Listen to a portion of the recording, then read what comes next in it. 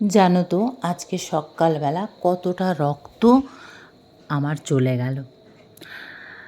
আজকে তোমাদের সাথে দুটো এমন রেসিপি শেয়ার করব। রক্ত কেন গেল সেটা তো বলবই, আর দুটো এমন রেসিপি শেয়ার করব যেটা আমি 100% শিওর যে এখনও তোমরা এরকম রেসিপি খাওনি বানিয়ে বা কেউ দেখায়নি।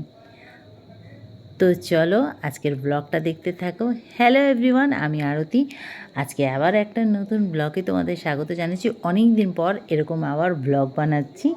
আগে বানাতাম, মাঝখানে ছেড়ে দিয়েছিলাম। মাঝে মাঝে ইচ্ছে হয় কিন্তু সময়ের অভাবে হয় না, বুঝলে।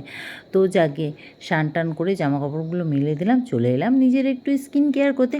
আর আজকে একটু ছুটি, বৃহস্পতিবার পুজো দিতে হবে না, মানে এখন অমাবস্যা চলছে, আমরা তো পুজো দিই না।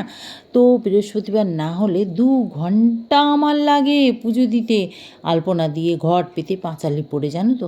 আর এই সপ্তাহটা এই দুটো দিন আমি অনেক আরাম পেলাম, বুধবার আর বৃহস্পতিবার। বুধবার দিন আমার ঠাকুরের সিংহাসন পরিষ্কার করতে হয়, ঘট নামিয়ে সব মাজা ঘষা করতে হয়, সেটাও করতে হলো না। আর আজকে বৃহস্পতিবার পুজোও দিতে হলো না।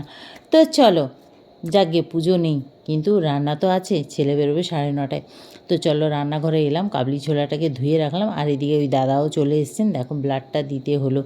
আর ব্লাডটা কেন দিলাম জানো তো, অনেক বছর আগে আমার সুগার ধরা পড়েছিল।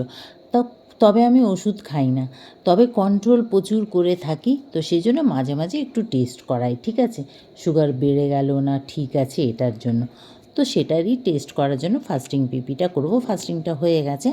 তো চলো এদিকে দেখো কাবলি ছোলাটা ভালো করে ধুইলাম, একটু আলু ছুলে 2 টুকরো করে রাখলাম, আর একদম কুকারে দিয়ে নুন দিয়ে রেডি করে রাখলাম। আমার চাটাও করলাম, চাটা হয়ে গেল, চাটাও খাওয়ার সময় নেই। এদিকে আটাটা বের করে রাখলাম, নুন দিয়ে অল্প একটু নুন দিয়ে জল দিয়ে আটাটাকে মেখে নিলাম। আটাটা মেখেই চাটা খেলাম। যাকে আটাটা মেখে চাটা খেয়ে নিলাম। চাটা খেয়ে, চাটা খাবারও সময় নেই এরকম অবস্থা, জানো তো। চাটা খেয়ে রুটিটা করে নিলাম, রুটি আর পরোটাটা হয়ে গেছে। ওদিকে কুঁদরি কেটেই রেখেছিলাম, তো ওই কড়ার মধ্যে অল্প তেল দিয়ে দিলাম, কালো জিরে ফোড়ন দিয়ে কুঁদরিটাকে দিয়ে দিলাম। এদিকে ছোলাটাও সিদ্ধ হয়ে গেছে, নামিয়ে রাখলাম। আর আমার মতো এরকম কারা কারা আছো বলো তো, যে রান্না করতে করতে শুধু গ্যাস মোছো গ্যাস মোছো। আমার একদম ভালো লাগে না, ওই তেল ছিটকায়, নোংরা পড়ে, আমি শুধু গ্যাস মুছতেই থাকি। তো যাকে এদিকে একটু নুন আর হলুদও দিয়ে দিলাম, ব্যাস। দিয়ে তারপরে একটু নেড়ে চেড়ে আবার দিয়ে দিলাম কিছুটা ভাঙা বাদাম, কাঁচা বাদাম একটু ভেঙে নিয়েছিলাম, আর শুকনো লঙ্কা দিয়ে ভালো করে ভেজে নিলাম। তো ঢেকে ঢেকে ভাজা হচ্ছে। আর এদিকে দেখো ছোলাটাও খুব ভালো সিদ্ধ হয়ে গেছে। এইবারে বলি, যে বললাম না 100% শিওর এরকম রেসিপি খাওনি, এই যে কুঁদরিটাও এরকম ভাজা কি খেয়েছো, খাওনি তো একবার হলেও ট্রাই করবে, রুটি দিয়ে হেভি লাগে, জানো তো। তো ব্যাস নামানোর আগে একটু ওই মশলাটা দিয়ে দিয়েছিলাম। আর ওই মশলাতে কী কী আছে তোমরা দেখতে পেলে, গোটা মশলাটা। ওটা এইভাবে ক্র্যাশ করতে হয় একটু, জানো তো, মানে কুটে নিতে হয়। ওতে আছে ধনে, জিরে, কালো জিরে, গোলমরিচ 2 রকমের, সাদা কালো, আর মৌরি। ধনের পরিমাণটা অনেকটা বেশি দিতে হয়, আর মৌরিটা একটু বেশি, আর জিরেটা একদম অল্প। ব্যাস কুটে নিয়েছি, কুঁদরি ভাজা হয়ে গেছে, কুঁদরিটাকে তুলে রাখলাম। ওই কড়াতে দিয়ে দিলাম আবারও একটু তেল। তেল দিয়ে ওই মশলাটা দিয়ে দিলাম, ওই ভাঙা মশলাটা। তারপরে একটা টমেটো আর কাঁচা লঙ্কা দিয়ে দিলাম, দিয়ে একটু নেড়ে চেড়ে নিলাম। তারপরে দিয়ে দিলাম একটু জল। তারপরে এখানে দেখো নুন আছে, হলুদ আছে, ধনে, জিরে আর লঙ্কার গুঁড়ো। ধনের গুঁড়োটা বেশি, জিরের গুঁড়োটা একটু কম দিয়ে আবার নেড়ে চেড়ে এটাকে ঢেকে ঢেকে ভালো করে কষাবো। এই দেখো ভালো করে তেল ছেড়ে এসছে, কষাবো। হ্যাঁ, টমেটোটা এটা সিদ্ধ করে দিলে আরও ভালো হতো, আমি না তখন ভুলে গেছিলাম আলুর সাথে আর কাবলি ছোলার সাথে সিদ্ধ করতে। তো ব্যাস এবার সিদ্ধ আলু আর ছোলাটাও দিয়ে দিলাম, দিয়ে এই দেখো কষাতে কষাতে আলুগুলোকে ভেঙে নিচ্ছি। একবার, শুধু একবার এইভাবে ট্রাই করে দেখো। ছোলে তো অনেক রকম তোমরা বানাও, বা ছোলের মশলা কিনে প্যাকেটের মশলাটা দিয়ে বানাও, তো একবার এইভাবে বানিয়ে দেখো, সত্যি বলছি অপূর্ব লাগে খেতে। আচ্ছা, একটু আমচুর পাউডারও এতে দিয়েছি। তো চলো কষানো হয়ে গেছে, জল দিয়ে দিলাম। এইবারে দিয়ে দিলাম অল্প একটু চিনি। চিনি দিয়ে মানে একটু টক মিষ্টি হবে, রান্নাটা বেশ ভালো হবে। কসুরি মেথিও দিয়ে দিলাম, আচ্ছা আগেই দিয়েছিলাম। তারপর ঢেকে রাখলাম, যেই এটা 5 মিনিট একটু ফুটে গেল লো হিটে, ধনেপাতা দিয়ে একটু নামিয়ে নিলাম। ব্যাস ওদিকে নামিয়ে ছেলের বক্সটাকে রেডি করে নিচ্ছি, ছেলের বেরোনোর টাইম হয়ে গেছে। ব্যাস রুটিটাও একটা সুন্দর পেপারে মুড়ে আর বক্সে ভরে দিলাম।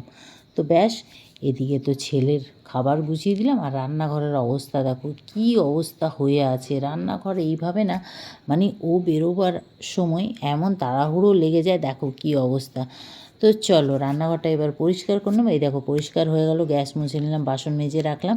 আর এবারে 11টার সময় আমাকে কিন্তু টিফিনটা খেতে হবে, ঠিক আছে? কেন আবার আসবে পিপিটা নিতে 1টার সময়। তো আমি আজকে তাড়াতাড়ি খেয়ে নিচ্ছি, তো নিজের খাবারটা গুছিয়ে নিলাম। আর এই যে রায়তাটা বানিয়েছি, এটা আলাদাভাবে ভিডিও দেওয়া আছে আমার পেজে, তোমরা দেখে নিতে পারো। তো চলো আমার খাওয়া কমপ্লিট। আজ হঠাৎ করে দেখছি দুপুরবেলা বৃষ্টি নেমে এলো, কালো অন্ধকার হয়ে গেল জানো তো। আর কিছু করার নেই, বৃষ্টি হচ্ছে কিন্তু গরম যাচ্ছে না। খাবারটা আজকে দারুণ জমে গেছিলো। তো যাকে আজকের ভিডিওটা ব্লগটা তোমাদের কেমন লাগলো অবশ্য কমেন্ট করবে, ভালো লাগলে লাইক শেয়ার করো, আমার পেজটাকে ফলো করো, আমার ইউটিউব চ্যানেলটাকে সাবস্ক্রাইব করতে একদমই ভুলবে না। তো চলো টাটা বাই, সবাই ভালো থেকো, সুস্থ থেকো। অবশ্যই এই দুটো রেসিপি ট্রাই করো, সত্যি বলছি। আর এরকম রেসিপি এর আগে খেয়েছো কি না সেটাও কমেন্ট করে জানিও।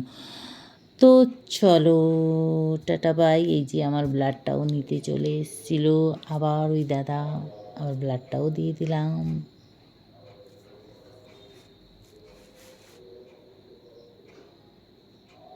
লাইক শেয়ার কমেন্ট করতে ভুলবে না। টাটা।